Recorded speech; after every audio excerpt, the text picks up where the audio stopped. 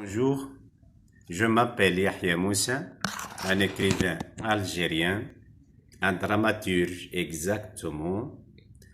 J'ai quelques pièces de théâtre, parmi eux la pièce de théâtre Baba Merzoug, inspirée d'un mythe africain. Dans cette représentation, j'ai essayé d'éclairer cette légende populaire. Mais tout d'abord, je m'excuse de ma façon de parler parce que je ne peux pas parler couramment en français sans faire de fautes ou des erreurs, surtout en prononciation.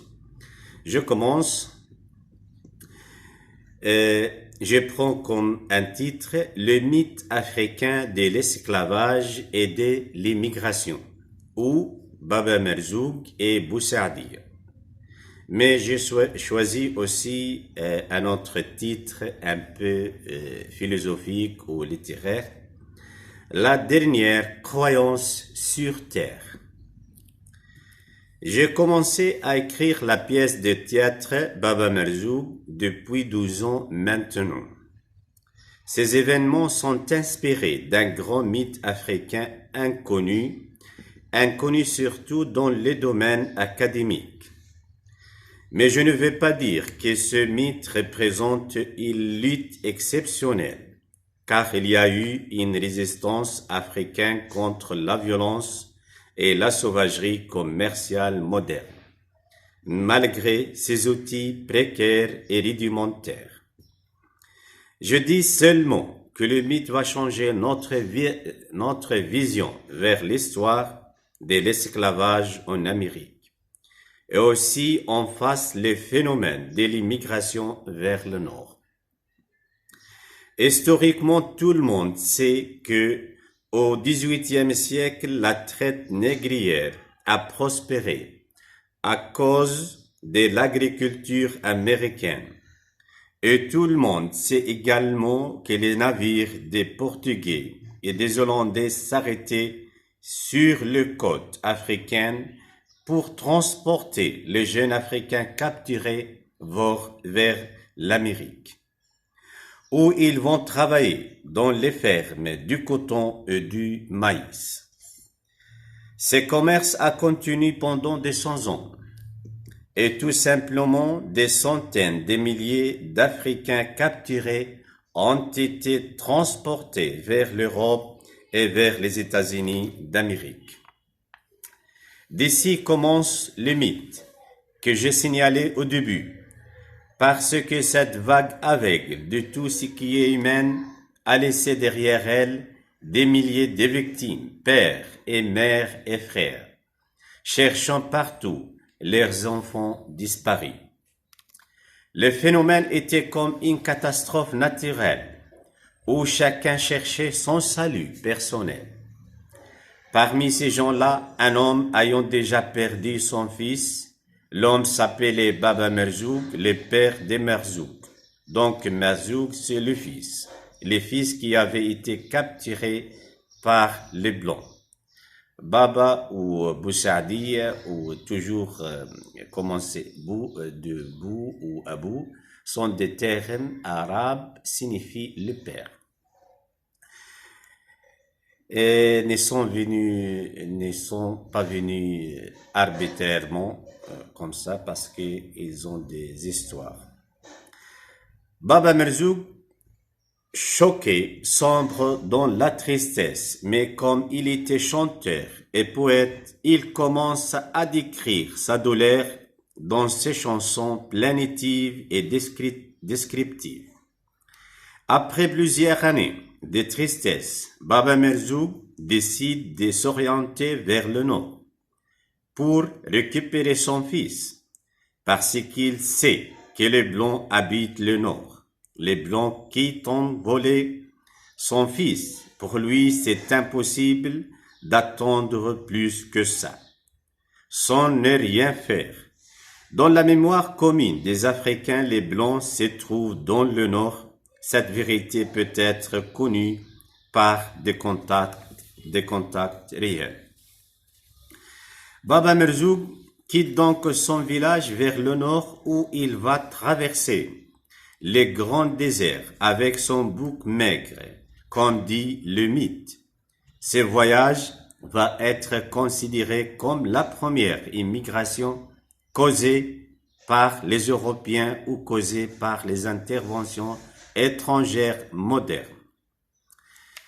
Ce même Baba Merzoug va devenir le symbole des pères africains qui sont arrivés au nord de l'Afrique, cherchant leurs enfants qui se trouvaient déjà en Amérique. Pour l'honnêteté historique ou scientifique, j'ai entendu cette idée majeure pour la première fois à travers notre grand chanteur algérien Abdallah Menna. Depuis, je tente de transmettre ce message mythologique aux Américains d'origine africaine pour leur dire premièrement que vos pères sont ici au nord de l'Afrique.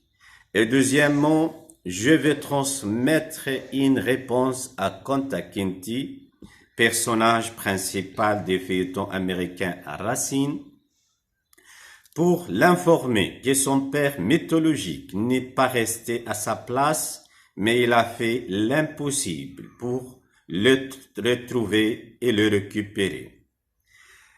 La première partie, comme vous voyez, représente le père Baba Merzoug sortant de son village vers le nord pour récupérer son fils Merzoug.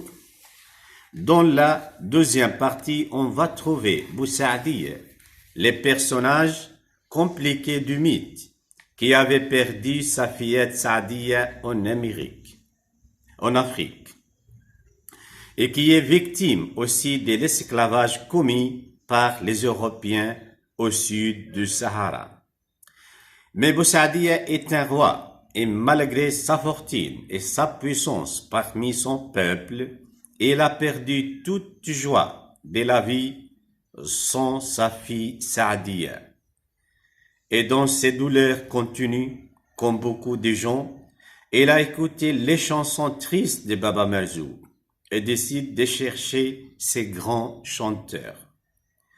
Après quelques temps de recherche, c'est normal, il arrive enfin au village de Baba Merzoug où il va savoir que le chanteur a quitté sa tribu vers le nord pour récupérer son fils.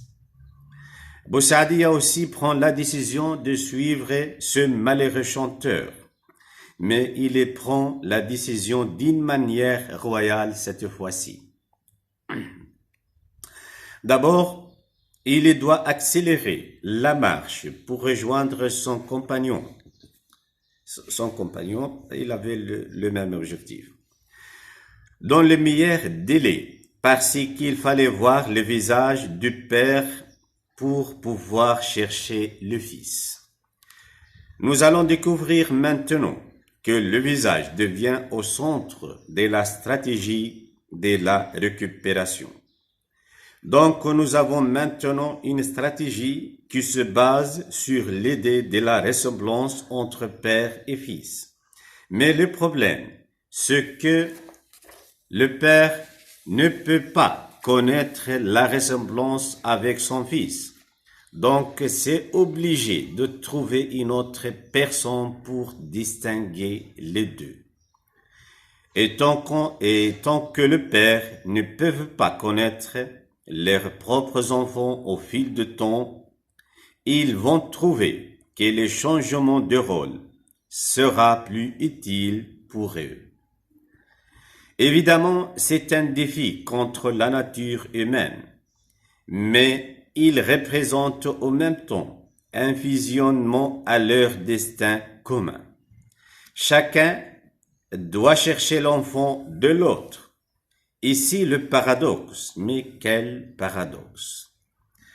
Tu seras obligé de chercher l'enfant de l'autre parce qu'il faut trouver ou créer une grande foi en l'autre pour faire à l'autre ce que l'autre devrait faire pour lui-même.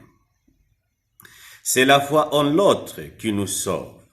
La foi de chacun à l'autre, ce qui va sauver le monde.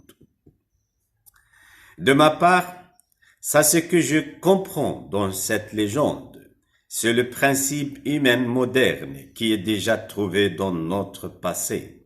C'est le principe qui fera confronter notre folle volonté de mourir et de se battre. Surtout avec notre nouvelle technique avancée de destruction massive. Dans le monde plein de doutes, la foi en l'autre deviendra le dernier croyant sur terre. Et cette légende va devenir aussi une lumière éternelle éclaire les chemins de l'humanité. Le mythe raconte que le roi Bousadia trouvait Baba Merzoug après 20 ans de recherche. Il suivait ses traces partout, d'un village à l'autre, d'une ville vers une autre.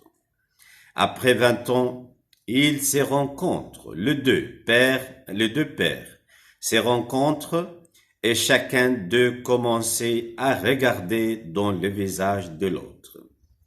Et après quelque temps de contemplation, ils disaient les deux en même temps. J'ai vu quelque part, je sais pas où, mais j'ai vu un visage qui ressemble au tien.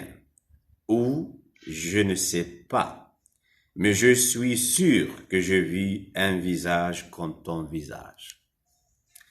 Avec ces sensations de douleur et d'espérance, ils décidaient à nouveau de répéter leur voyage et jusqu'à maintenant, dit le mythe, ils n'ont pas encore achevé leur tournée.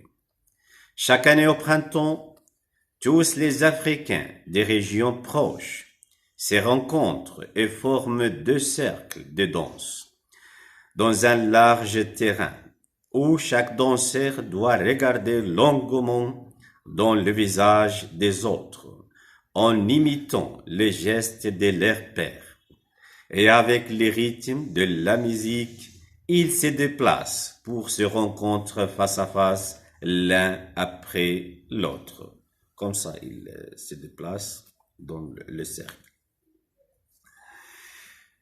Cette fête musicale est devenue l'un des rites sacrés dans plusieurs villes maghrébines, même chez les habitants originaires.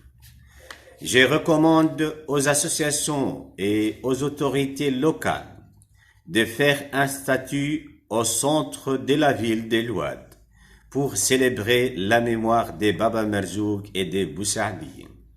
Je pense que l'aventure des Baba Merzoug représente un grand symbole dans l'histoire des sensations humaines et de la paternité, des sensations humaines de la paternité. Enfin, je veux signaler que le cinéma américain n'est pas traité la tragédie des pères et des mères victimes de l'esclavage en Afrique. Et il est équitable de produire un film comme une réponse mythologique pour la paix de ces âmes pathétiques et misérables. J'ai aussi une petite remarque.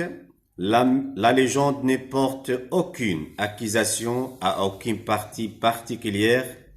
Ce qui est important pour moi, c'est la façon géniale où la légende populaire ancienne peut garder les événements historiques et en même temps donner les solutions cruciales.